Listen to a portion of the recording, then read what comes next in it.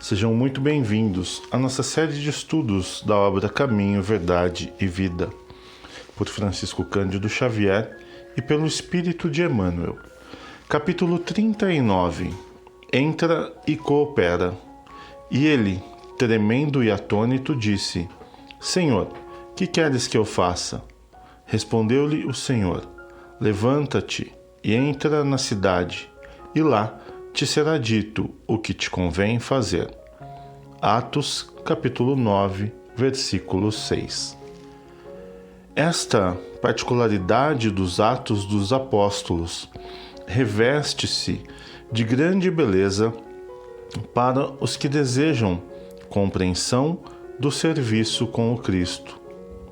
Se o Mestre aparecera ao rabino apaixonado de Jerusalém, no esplendor da luz divina e imortal, se lhe dirigir palavras diretas e inolvidáveis ao coração, por que não terminou o esclarecimento, recomendando-lhe, em vez disso, entrar em Damasco, a fim de ouvir o que lhe convinha saber?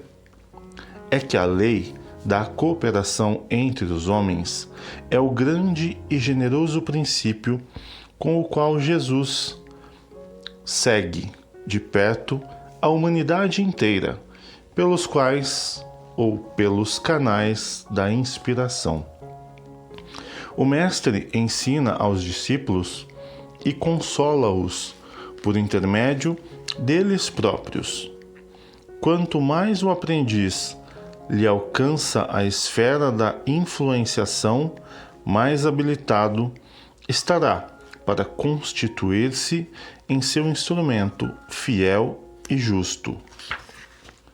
Paulo de Tarso contemplou o Cristo ressuscitado em sua grandeza imperecível, mas foi obrigado a socorrer-se de Ananias para iniciar a tarefa redentora que lhe cabia junto dos homens. Essa lição deveria ser bem aproveitada pelos companheiros que esperam ansiosamente a morte do corpo, suplicando transferência para os mundos superiores, tão somente por haverem ouvido maravilhosas descrições dos mensageiros divinos. Meditando o ensinamento, perguntem a si próprios o que fariam nas esferas mais altas se ainda não se apropriaram dos valores educativos que a Terra lhes pode oferecer. Mais razoável, pois, se levantem do passado e penetrem a luta edificante de cada dia na Terra, porquanto, no trabalho sincero da cooperação fraternal, receberão de Jesus o esclarecimento acerca do que lhe convém fazer. Capítulo 39. Entra e coopera. Muito bem, é um capítulo um pouquinho mais longo do que os anteriores, né? Mas um capítulo que nos mostra a necessidade de estarmos atentos ao além da nossa vida, ou seja, estarmos nos preocupando e atuando na nossa existência atual com aquilo que construirá para nós as oportunidades que vão elevar o nosso espírito, que é eterno e imortal. Meditar os ensinamentos, como nós podemos ver no capítulo, seria refletirmos, sobre todos os ensinamentos que nós temos, as oportunidades de aprender, de ouvir, de estudar. Por exemplo, como esta própria obra aqui que nós estamos estudando é de muito grande valia, digamos assim, de muita importância, e a gente estar atento a cada detalhe, a cada ensinamento, a cada palavra, porque a nossa influência, de certa forma, ela acontecerá com as pessoas ao nosso redor em relação aos nossos atos. E os nossos atos, eles se modificam a partir do momento em que nós imputamos em nós conhecimento, né, entendimento, e com isso começamos a exercitar este conhecimento, esta sabedoria, né, estes ensinamentos que nós aprendemos, como tudo na vida. Assim como na escola nós aprendemos uma série de coisas que depois nós vamos aplicar no nosso dia a dia, na nossa vida, né, pessoal, profissional. Um exemplo bem simples, inclusive, é quando você, né, quando alguém vai se preparar para se tornar uma pessoa habilitada a dirigir um automóvel. Então ela aprende um pouco sobre as leis, ela aprende ali as questões relacionadas ao automóvel, ela faz as aulas necessárias para depois realizar no dia a dia a experiência, né, da direção de um automóvel. Então ela vai aplicar aquilo na vida dela como ela aprendeu.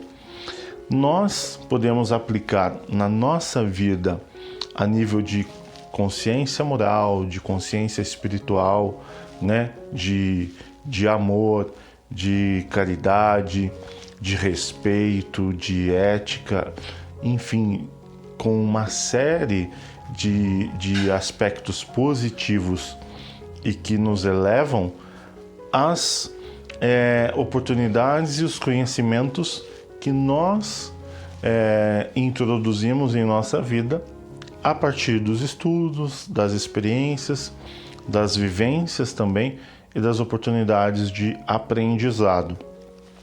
E com isso, os nossos atos, então, né, vão também influenciar nas pessoas e nós vamos ter, de certa forma, um poder, né, de influência. Por quê?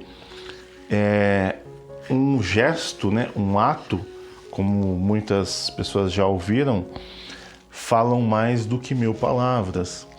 Então, um ato edificante, uma vida mais tranquila, tranquila eu quero dizer aqui no quesito paciência, equilíbrio mental, né, sem que você sofra as ansiedades, o desespero, o medo.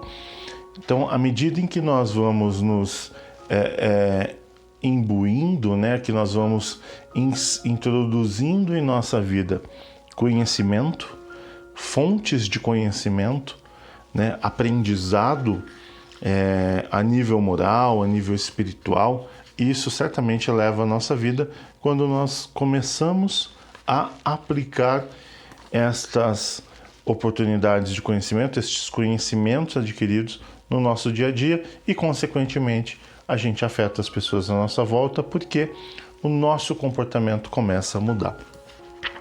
E, de certa forma, nós estamos fazendo o quê? Também cooperando com o nosso próximo, né? Cooperando com as outras pessoas, porque quando nós nos tornamos pessoas mais maduras, mais fraternas, mais caridosas, as pessoas sentem isso e nós emanamos uma energia diferente. E, consequentemente, mais uma vez, a vida ao nosso entorno se transforma. E nós somos, então, responsáveis por essa transformação a partir de nós mesmos e não do exterior, né? Não das outras pessoas. Esta é a minha contribuição com o capítulo de hoje, né? Eu, às vezes, falo de conceitos, inclusive me baseando em experiências próprias, e espero que você consiga refletir aí e avaliar, aplicando na sua vida aquilo que for melhor para você. Eu quero agradecer a sua audiência, a sua companhia de estar conosco nessa série de estudos. Estamos chegando ao capítulo 40, o próximo capítulo, e ainda temos muito desta obra linda e incrível para estudar. Eu espero você no próximo capítulo com muito prazer. Até lá!